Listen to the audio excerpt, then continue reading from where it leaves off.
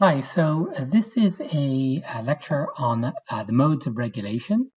The objective of this class is to understand the role that stakeholders have and the effect that regulations have on business. So it's a big topic, very interesting, because you have to figure out who your stakeholders are. So we had to first start with a definition of stakeholders.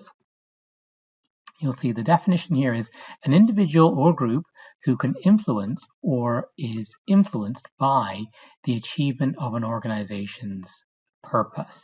So uh, any organization will have a mission, will have a goal, for example, and we've got to figure out, which stakeholders are aligned with the goal and which stakeholders are not, right?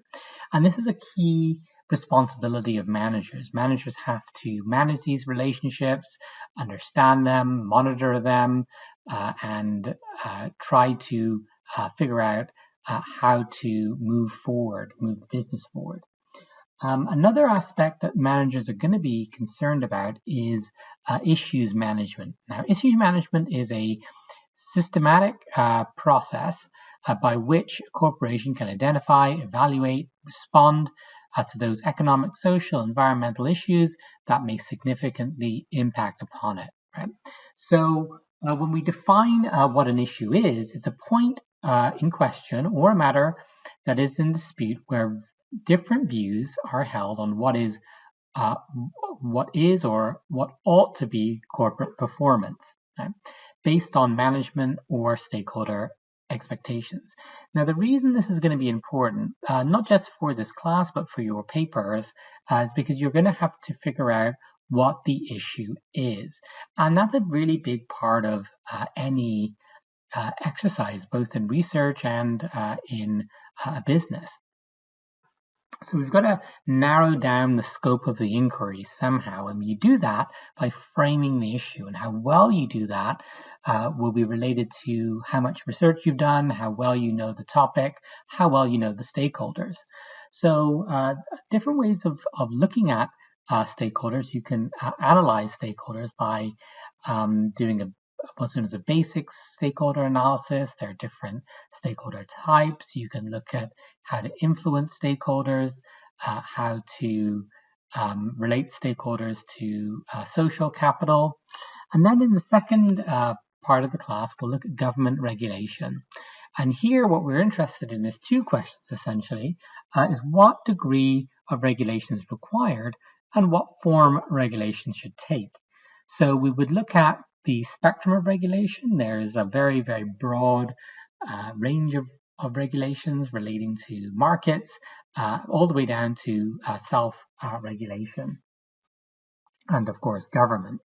And so we need to look at, when we look at market regulation, which is kind of the typically favored by the private sector.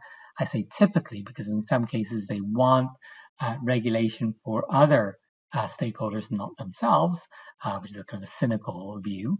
But with market regulations, there's the idea that there's no need for government-imposed regulation, that the corporation is going to be influenced by market forces, right?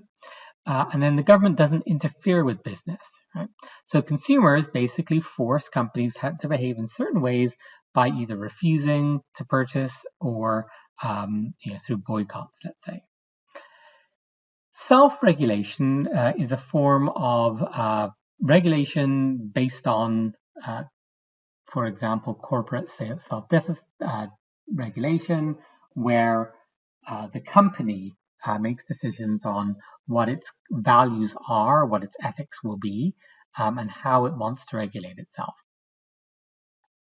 Industry self-regulation refers to voluntary codes. So if there's not just a company, but an industry that wants to get together to make certain practices mandatory to control the behavior of other stakeholders within that sector, that's another way of doing it. Self-regulation involving stakeholders is yet another way. Negotiated self-regulation and mandatory self-regulation are all tools of regulation. How do we figure out how we want or expect the industry or market participants to behave. Right? Then we'll look at the more political aspects of regulation, because all regulation has to find its way into some form of political expression. So business is quite involved in many cases in politics, and this can be done through lobbying. Many companies have corporate affairs departments where they're dedicated to monitoring the latest changes in government in order to figure out how to anticipate and plan the business. So regulations greatly impact the way in which companies behave. So you have to kind of monitor them. There's a big industry in that.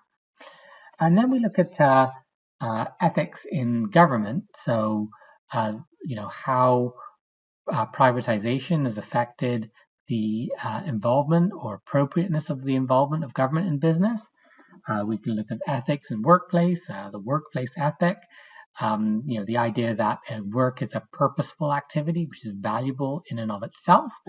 And then, how we have looked at the work ethic in contemporary employment law, such as things like workplace stress, work-life balance, fringe benefits, how to encourage your employees, how to motivate them, what to do with job insecurity, and those types of things. And lastly, we looked at consumers and consumption. So the wider issues of competition and consumers, suppliers, and the supply chain. We'll look at that in a very broad way to give you a good overview of different ways in which markets and businesses are regulated. So that's it for this class, and I will see you next class.